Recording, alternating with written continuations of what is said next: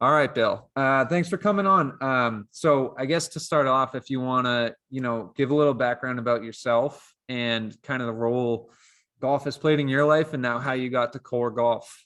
Oh man, it's a big Big question. loaded Yeah, question. yeah. No, I've been around the game of golf my entire life. My dad played on the golf tour, so it's been in my family. My stepmother won the United States Mid Amateur Championship. So Wow. everybody in my family has played golf. So Easy. been teaching golf for over 25 years. Learned how to teach the game through Bob Toski. He's one of the world's greatest coaches, if not the greatest coach to ever live. Mm. Um, yeah, so he basically taught me everything I know outside of what my father taught me.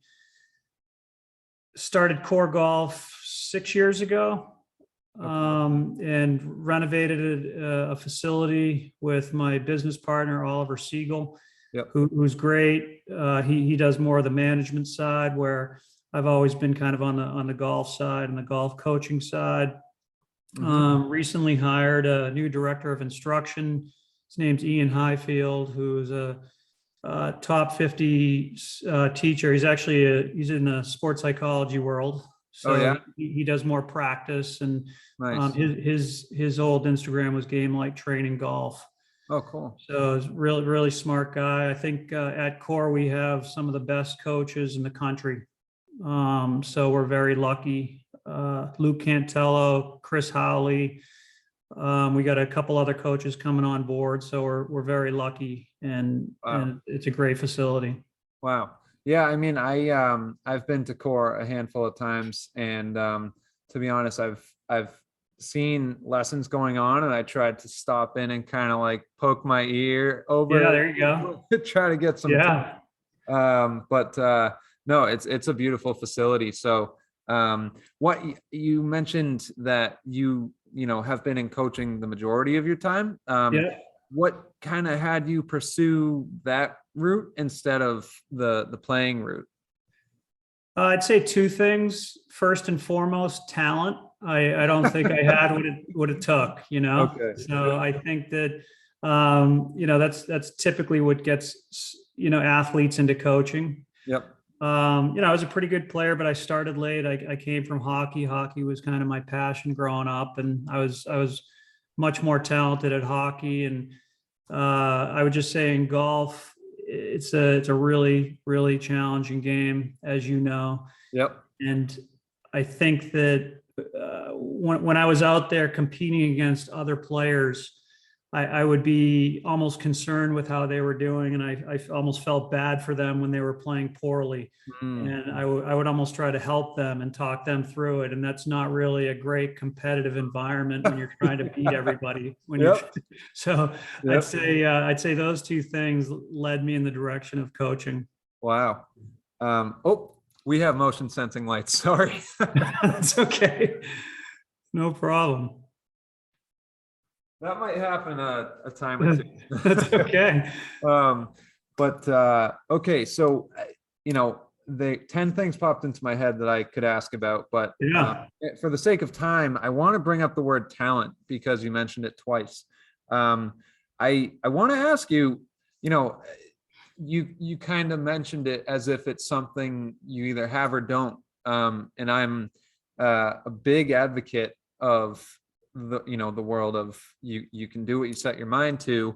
And Yeah. I think there are limits. However, I think genetically you might have a predisposition to have a more elastic body that is able Mhm. to create more whip, say, and get more club head speed. I have a buddy, actually, do you know the name Jack Walter?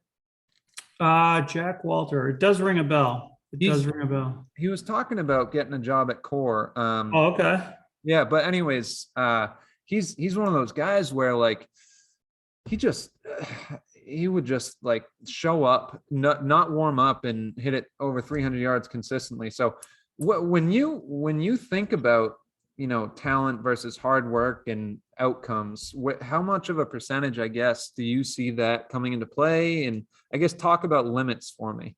Yeah, I would say, talent is all relative to where you want to get to, like what you want to achieve. If you're trying to be make a living on the PGA Tour, you need to be top 150, 125 best players in the planet Earth. Yeah. So you're talking about, that the fine line between talent and work ethic and desire. And then there's a lot of luck involved as well on that front. You got to play good at the right times in this game. So, that takes years and years and years. And if you get lucky, you'll do it sooner rather than later. A lot of the guys you see on the PGA Tour, like a Ricky Fowler or like a Tiger or Rory McIlroy, these are outliers, so to speak.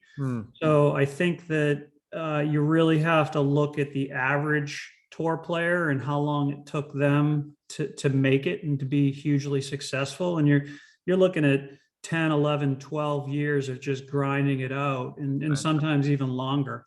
Yeah. So, do you have that,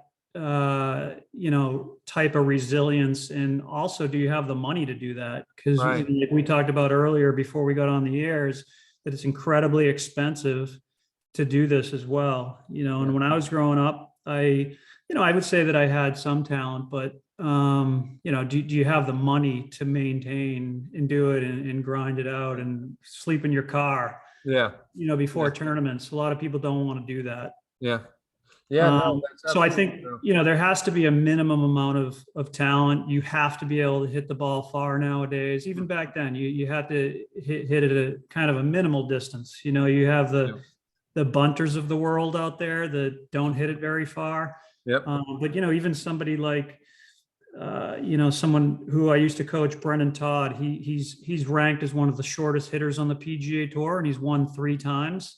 Wow. You never see somebody that hits it much shorter than him ever be successful. So, I would say he's a little bit of an outlier in terms of his driving distance is not quite up there with the average player, but he's the best, one of the best chippers and one of the best putters in the world. And he has an incredible work ethic. So he makes up for it in different areas. But, if he hit it any shorter than he does, probably wouldn't have made it. Right. No matter how talented he is. Yeah. So I think I 100% agree with you there in terms of you have to have a little bit of luck, at least a little bit. And I think, well, in this game, you got to have a lot of luck. Yeah. And I think your point about playing your game at the right time in front of the right people is a great point, because, you might have the round of your life, but no one's looking. So it's a big deal. And I think if I had to guess, because I've worked with just high school kids in golf so far, I think one college kid, but the biggest reason I see adults are obsessed with it as they go through life that's different is, you look at a sport like basketball and you can see a guy like LeBron James and say, well, I'm not 6'8", 240, so I don't have that. But you look at guys on TV and they look like us. So it's like, oh, I can do that. Or people get the idea in their head, and in reality, it's really a time and place thing, but also, were you born into the right situation with the right skill? I guess right amount of talent as well. Definitely. Yeah, no question about it. You have to be, it's like you hear about, Steve Jobs and, that he was born at the right time, the right year, and the right location to be able to do what he did to achieve his certain amount of success. Like if you could be Tiger Woods, but if you didn't have a dad that was trying to learn how to play golf, you wouldn't even know who Tiger Woods is. Maybe he'd be in the military or something like that. Right. So there's a lot of that long-term luck involved, but also, the short-term luck too. Yeah, for sure. So to kind of transition here, more into the mental game, if we can, for me, I think golf or sports psychology took on a new meaning when I started taking golf seriously. Because I think baseball, playing baseball my whole life, has, when you use the word resilience, I think baseball took a lot out of me, energetically, but also physically and emotionally. But golf did that tenfold when I really started taking it Yeah. seriously.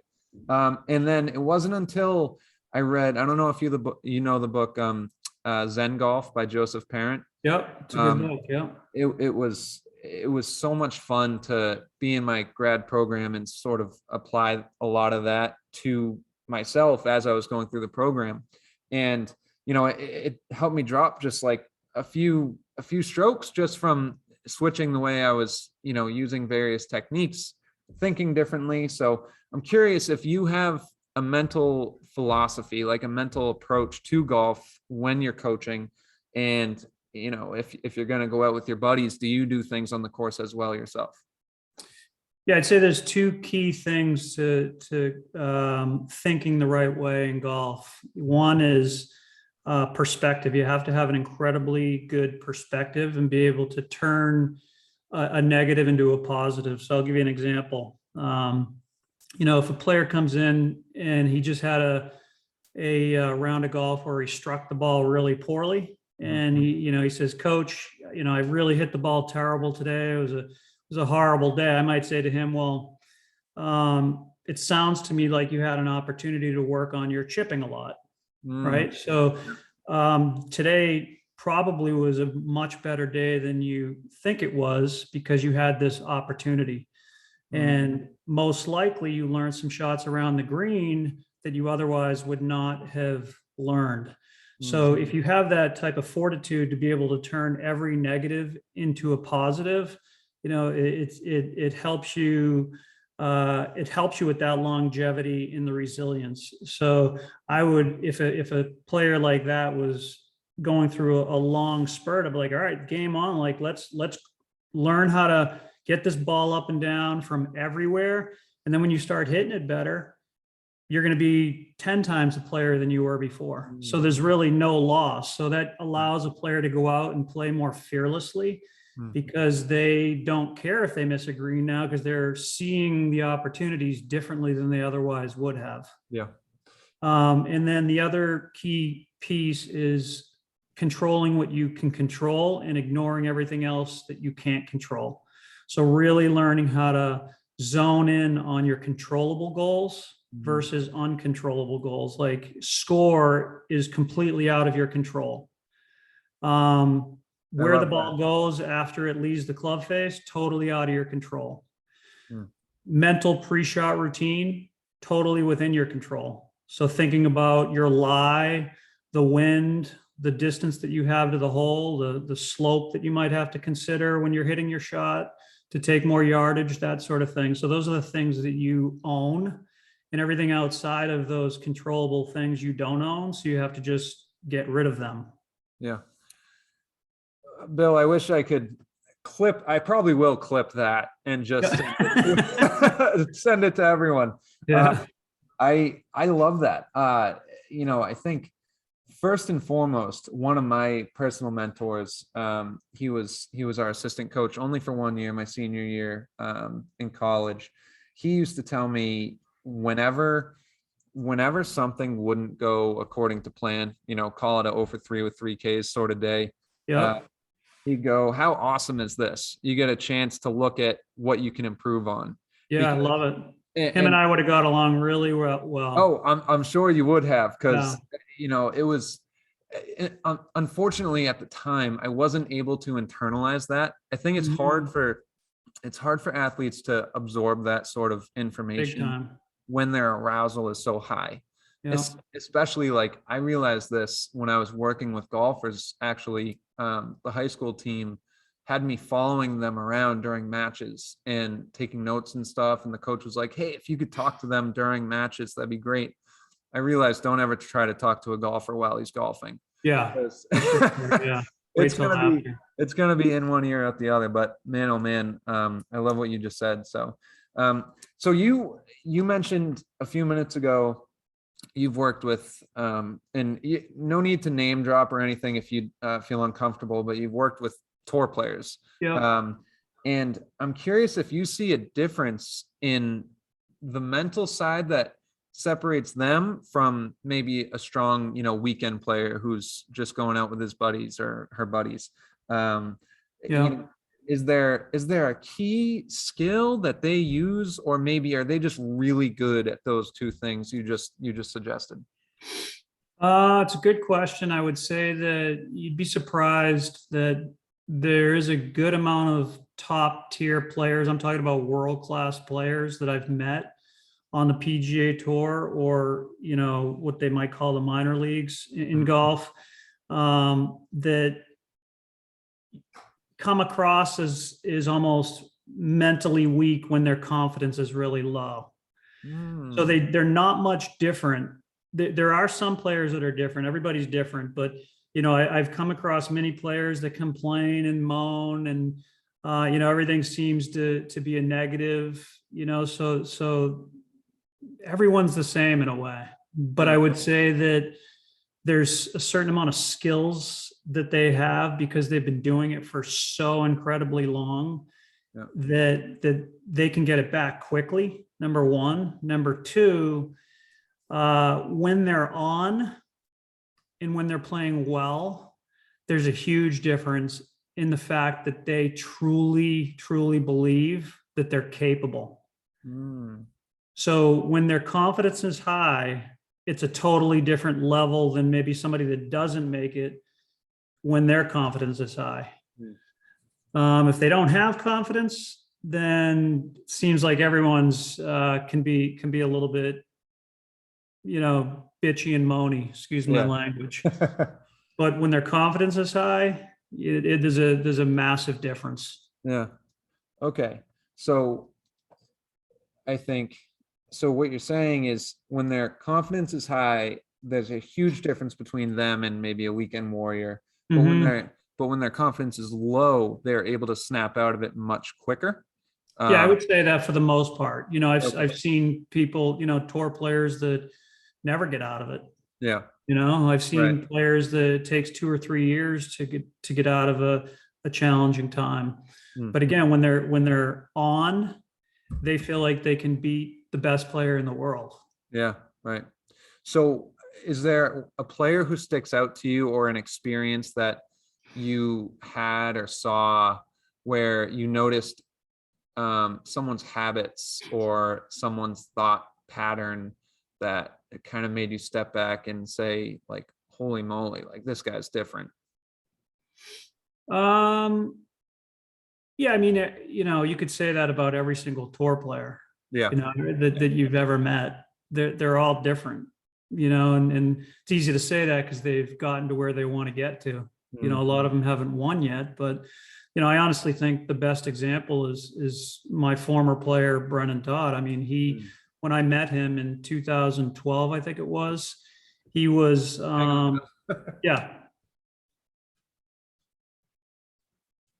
When you met him earlier in his career, he was what?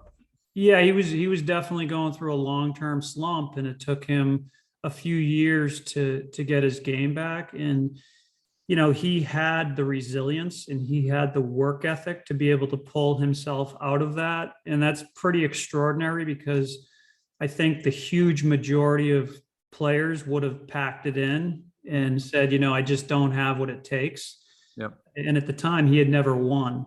So when you have never won, you just don't know if you are capable of winning. So it makes it even harder to stick with it and try to fight through the battles that you have to fight through.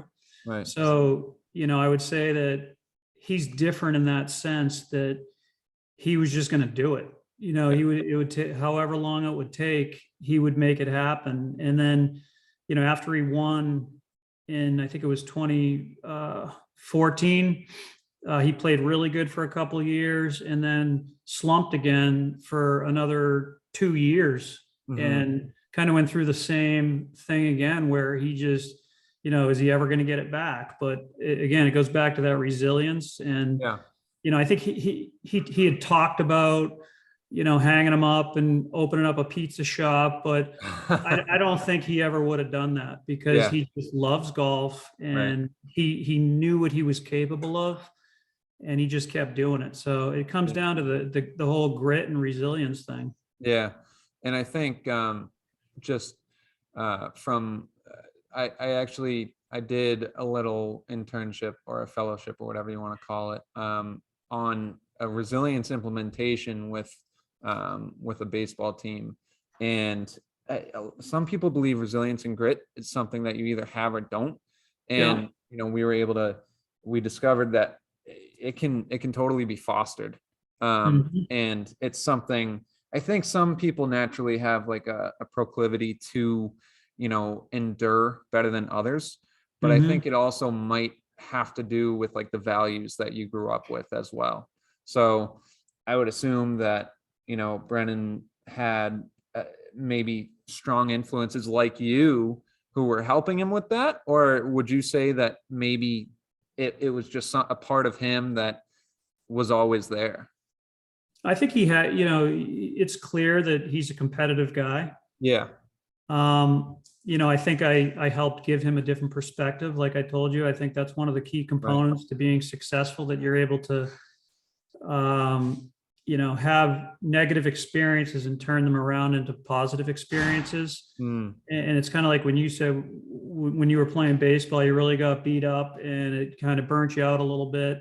yeah. I think he felt like that when we first started working together, but I was just able to give him a different way to look at the challenging times, which reinvigorated him. Right. So I don't think they necessarily need to grow up with somebody, but they need to find somebody that can help them change their perspective Mm, at some point, for and a sure. lot of players that are really talented don't struggle much, but you're always gonna have a moment in time where you struggle. Yeah. And if you don't have someone around you at that specific time that's going to guide you and feed you the right information, Yep. you might never make it back again. But Yeah. if you're lucky enough to like find that person that can help you reinterpret a challenging time Right. and turn a negative into a positive, you might never get it back. Or if you find that person, you might be better than you ever thought you could have been. For sure. Absolutely. I think my personal sports like philosophy, I think it comes down to four things in terms of what goes into performance.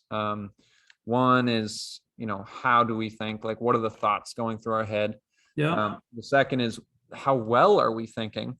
How well is your body executing the swing that you have in your mind, right? Because there Mhm. might be a disconnect between your brain and your body. The third is how do you feel. I think emotions play a huge role in, like you could have the round of your life the day before, and then based on your arousal state have a completely different round. And i Yeah. think i think the fourth is, and I think this is overlooked by a lot of people, but what are you doing to your body in terms of preparation? So like, what are you eating in the morning? How did you sleep the night before? And I think that goes under the sports psych category, because it's how we're approaching our lifestyle. and Mhm. and to me that's overlooked a lot. So right now it's just on my mind. It's been on my mind all day. I'm a huge Tom Brady guy. Yep. Me And too. he's just a total lifestyle athlete, top Yeah. performer. Like, do you see commonalities in top performers with how much they hydrate, how much do they focus on their sleep? Are they eating a routine meal every day, or is golf more a sport? Not to stereotype, but Yeah. some of the Yeah. some of the body types aren't exactly basketball players. So Yeah, I hear you. I mean, I did have an opportunity to play at a pretty high level in hockey in my yeah, life, and I know a lot of hockey players. yeah, And you know, I'm gonna get back to that in a second. And I've had an opportunity to be around some of the best golfers in the world mhm, throughout my career.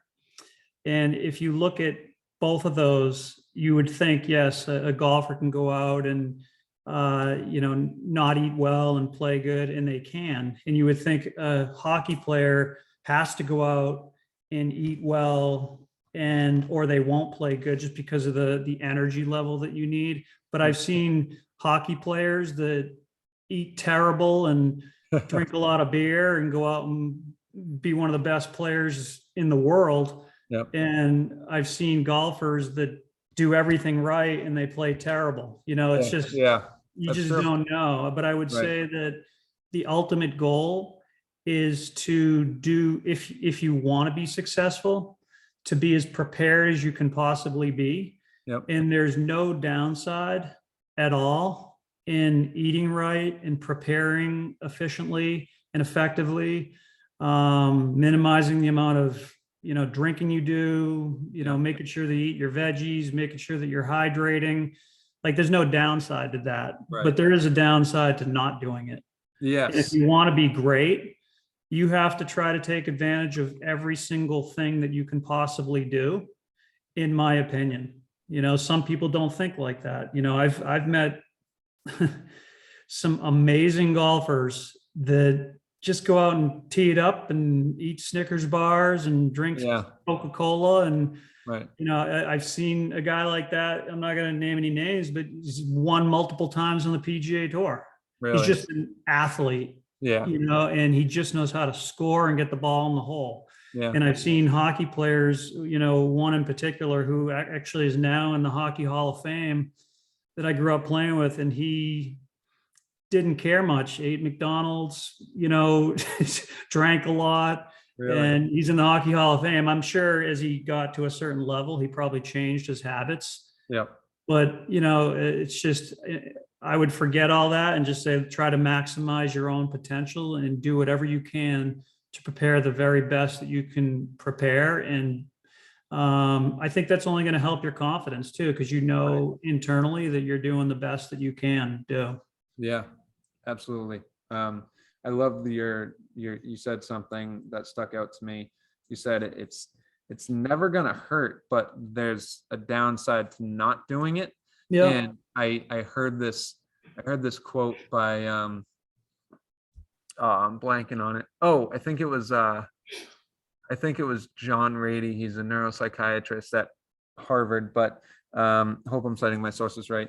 But anyways, he said, we often treat like exercise and eating right as a treatment. It's more like not exercising and eating right is the disease. Like I completely agree. We're built to be mobile. We're built to consume certain things. And if we're not, then we're really just, giving ourselves viruses, issues, diseases, Big time. I'm very new to this world, but been looking into how what you're eating can impact your likelihood of developing things like dementia or cancer, and that world is totally new but totally scary because of how we eat, especially in the US now. So yeah, and it's kind of crazy because you see people that have smoked 3 packs a day their whole life, eat steak and candy, and they live till they're 100. exactly. And they shoot 60s consistently. Right. So it's just, in my opinion, you just got to do what you feel is right and be the best you can be, and just care about yourself. And then that's going to give you the best chance of success. Yeah, for sure. So I want to take it back a notch and talk just for a moment about maybe some of my listeners who might be more of the weekend warrior types. So one of the biggest things I see is performance anxiety in golf, especially. And the quote I hear over and over is, "Oh man, I was stroking it on the range." And it's like, yep, we all do. What to you makes people not bring their range sessions to the course? And this is a oversimplified question, but how do you address performance anxiety as a coach? Yeah, I think first of all, you go back to preparation. Okay, I'll use Brendan Todd as an example again, because that's the name I've been bringing up over and over again. If you look at him, he goes to the driving range, an hour before his tee time, like clockwork. Within a couple minutes here or there. First thing he does is he does some minor stretching. Second thing he does when he's ready to hit, he pulls out an alignment aid, puts it on the ground, picks a target, makes sure that his alignments are good, checking his fundamentals. And then he'll start with a wedge, loosen up, go to an 8-iron or something, go to a mid iron, go to a long iron, hit 1 or 2 drivers, and then he goes and hits some chips and some putts. Mhm. If you look at your average weekend warrior, Yep. they will literally show up, pull a club out of their bag, hit a couple, 5 irons, then hit like 30 drivers with no target Yep. at all, Yep. and then go tee it up. And then the first shot that they hit on the course, they have a 40-yard wide fairway, water right, OB left, and they actually have to aim when they actually haven't aimed a shot all day. Mhm. And they think they were hitting it good in the range, but yet they were probably hitting it 40 yards right of where they were aiming. Mm. So there's a fine line there between, maybe you think you were hitting it good, but you probably weren't. I've given so many golf lessons in my life where someone is actually, I don't say much when they pull out a club, they just start hitting some shots. And then I say, okay, now let's aim at that target over there. And then they start shanking it. Yeah. There isn't a shot that a tour player hits where they don't have a target. It's kind of like a basketball player shooting hoops without a hoop. Yeah. That's Like you could look great, but there's no hoop. Right. But once you put a hoop in front of them, everything kind of falls apart. Mhm. So I think that's one of the things. And then the other thing is just your expectations, right? So I think when you it's all relative to where you are in your game, what level of golfer you are. I think you watch golf on TV, and in some tournaments, these guys are shooting 25 under par. Yep. And then you got your average guy that wants to go out and tee it up this weekend, and they have huge expectations. And, they're a 15 handicap. And if they make a triple bogey, they're pissed off throwing clubs, and it affects the rest of their round, when actually that's pretty close to what they should be doing, Yeah. and I think what people don't understand is, if your average score or your median score is 78, you're always going to be plus or minus 6, 7, 8, 9 shots off of that 78. Mm. So Right. if you go out and shoot 82, yeah, it wasn't your best score, but it was only 4 shots off your average. And that could have been related to it being a little bit windy or slightly more difficult golf course. So I think it's hard for people to wrap their head around what they should be shooting. Yeah. And I think if you can minimize your expectations and just go out and hit one shot at a time and try to correct as you go along and not worry about the outcome, you're going to play to your potential. But once you start building expectations, Bob Toski used to say expectations are the nuclear bomb of golf. It destroys you. So if you can minimize those expectations or eliminate them altogether, you're probably going to be a better golfer than you otherwise could have been. Yes. That's another clip. This will be the last time, Bill, I promise. I don't mind. It's funny. It's funny in the middle of December, when like the days are shortest or whatever, the lights will turn off, and Yeah. like Greg our boss will say, that doesn't mean it's the end of the day. But so anyways, to go back to what you said, I heard a lot. I think 3 big things stick out to me. The first one with Brendan Todd is pre-performance routines. And it's standardized. He probably does, like you said, within a little bit of range, the same thing every single time. And on top of that, piggybacking is deliberate practice. I think a lot of kids especially will go to the range or to the batting cage or to the free throw line and think volume is going to get me where I want to be. How many swings am I taking at the range, or how many shots am I taking at the free throw line? But yeah, it's deliberate practice. It's purposeful practice. Exactly. There's a purpose behind what they're doing. So like for Brendan, his warm up has a purpose. Yeah. The purpose is to get loose. The purpose is to feel solid shots. The purpose is to aim. It's to revisit your fundamentals, where Tom Brady talks about this all the time, that, all I'm doing is working on my basic fundamentals. I just keep going back to my basic fundamentals. Larry Bird used to say the same thing.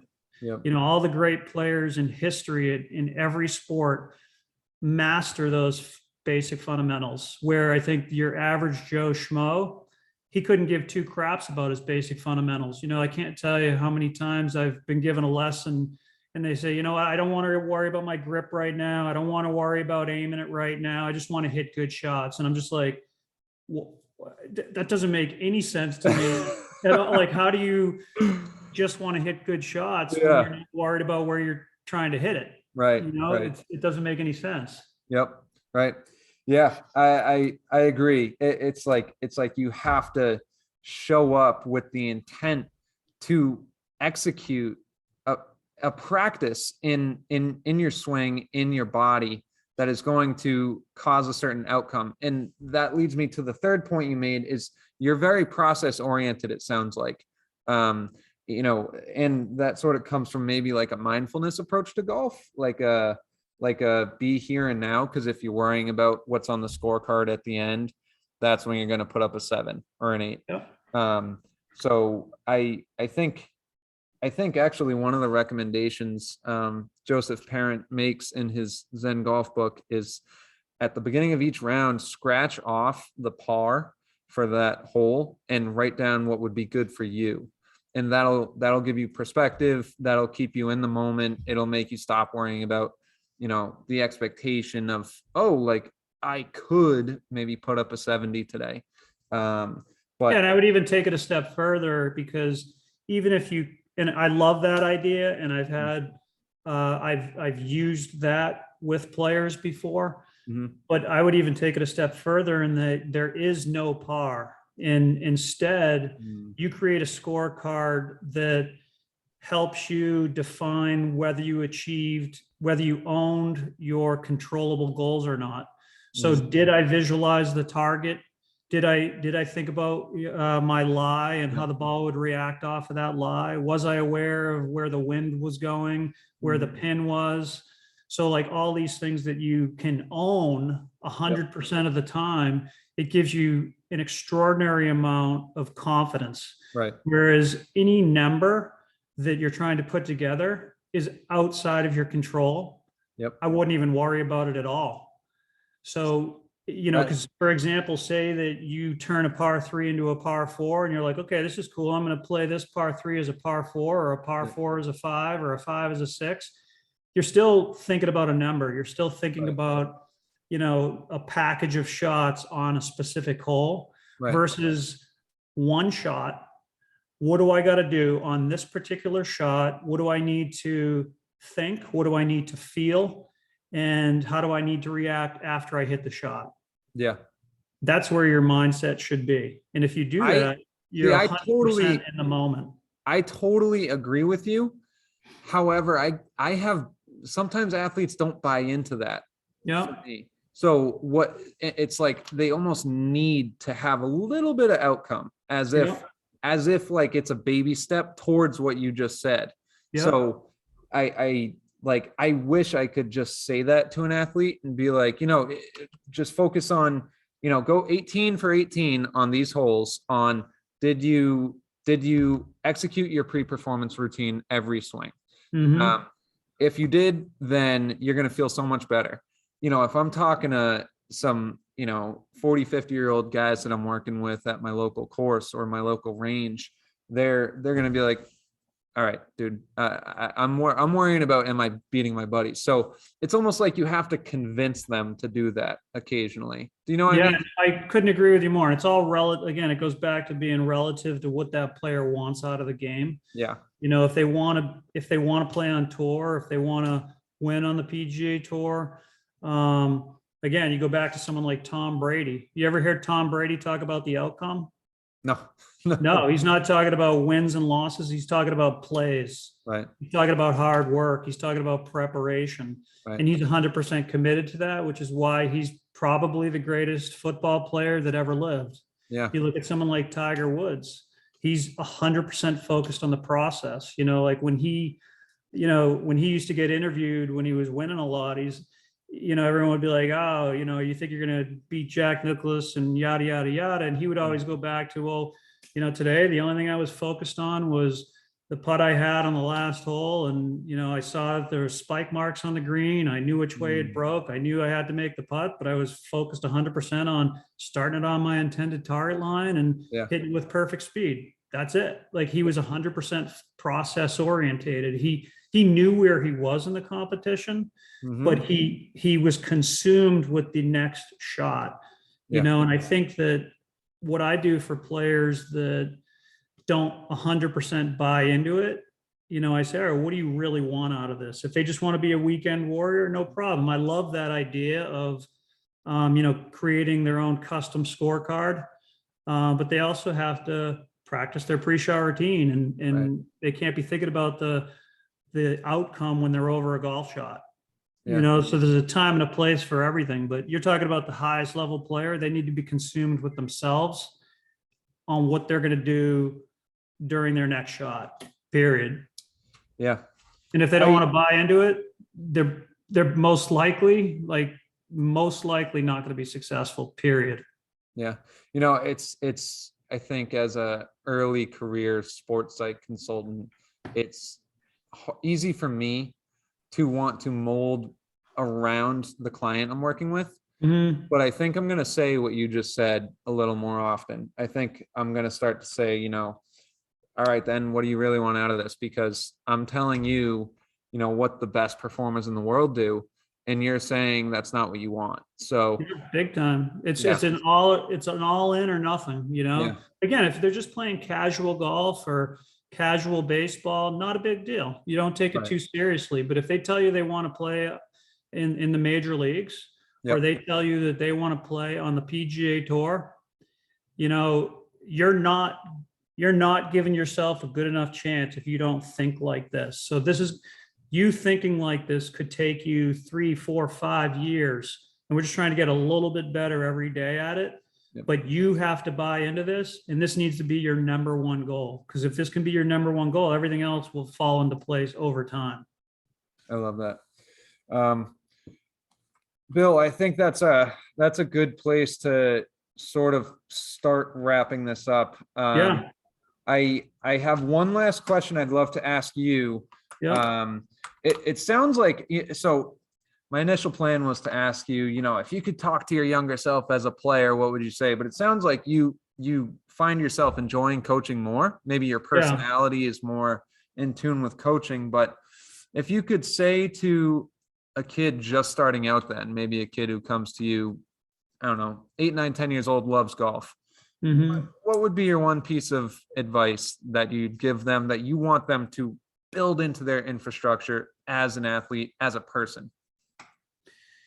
That's a tough question. Like when you're that young, the only thing you want to do is hit it good and have some fun. And, so I would teach somebody like that young a little bit different. I'd be laughing a lot. I'd be having some fun, teach them how to have fun with their basic fundamentals. If they were a little bit more mature, older, I would help them understand that, there is no such thing as a bad day if you don't give up. If you keep grinding, you're going to find something valuable out of today, and use golf as your vehicle to teach you how to do this in your life. So like you go through life, you're going to have incredible ups and downs in your life. You're going to have what you might think is a really bad day, but you're going to learn something great from that really bad day that could turn you from good to great. And I'd say if I can instill that sort of mindset in every single young student of mine, then golf is such an amazing vehicle for these kids, because they learn how to think like the greatest people that have ever walked the planet. I know that sounds a little bit over the top, but it's true. No, but it's true. Absolutely. There are no such thing as bad days. Right. Yeah. There's just days that you learn more than others. Yeah, for sure. A lot of people call him a cliche, but Tony Robbins, the perpetual life coach, he says that all the time. He's like, I don't have bad days. I have bad moments, but it's really up to you if you want to have a bad day. So and sometimes the worst of moments can turn into the most important moments of your life in a positive way. You know, like it might seem like a really terrible moment, but it actually might end up being one of the most important things that have ever happened to you. You know, there's a great quote by this guy. He wrote this book on Stoicism. He says it's impossible to tell whether anything that happens is good or bad, because you never know what will be the consequences of misfortune, and you never know what will be the consequences of good fortune. What I think I've heard of that. What do you know the author or what it's called? The author is Jonas Salzberger or something like that. Yeah, I have. Yeah, I have heard of that. I think one of my buddies read it. Yeah, that's absolutely ringing true for me. I heard a quote the other. Sorry, we could go back and forth, I bet, all day long. Yeah. Oh yeah. But last thing, I heard a quote the other day. It was just one of those old. It was like one of those monk sayings in mindfulness theory, and I think it was about a farmer with. Yeah, it was about a farmer with horses. Yeah. Oh, I think I just posted that on my Instagram. Did you? That's one of the last posts I posted on my Instagram. Yeah, that's what made me think of it when I was talking to you. All right, perfect place to wrap up then. I think so that's a good segue. How can listeners go find you? What's your Instagram account? Do you have any websites, or how can people find KOHR? KOHRgolf.com. Yep. It's the best place to find our coaches. I don't coach much anymore, but again, KOHR has literally some of the best coaches in the United States. I mean, they're unbelievable. And we got all different types of coaches. We got a fitness coach, we got a mental and emotional coach. So you name it, we got it. My Instagram is Bill_McInerney, McInerney. I don't post much. It's not really my thing, but occasionally I'll post, usually never about golf, usually about life stuff. But, we have an amazing academy at KOHR. We have, a ton of junior competitive golfers, and I think we have probably the best academy in the country. So it's pretty awesome place. It's awesome to coach there, awesome to learn there. Awesome. Sounds good. Well, Bill, I'm going to stop the recording here, and thank you again for the time. No problem, Michael. It was awesome talking to you. Yeah, you too. Bye.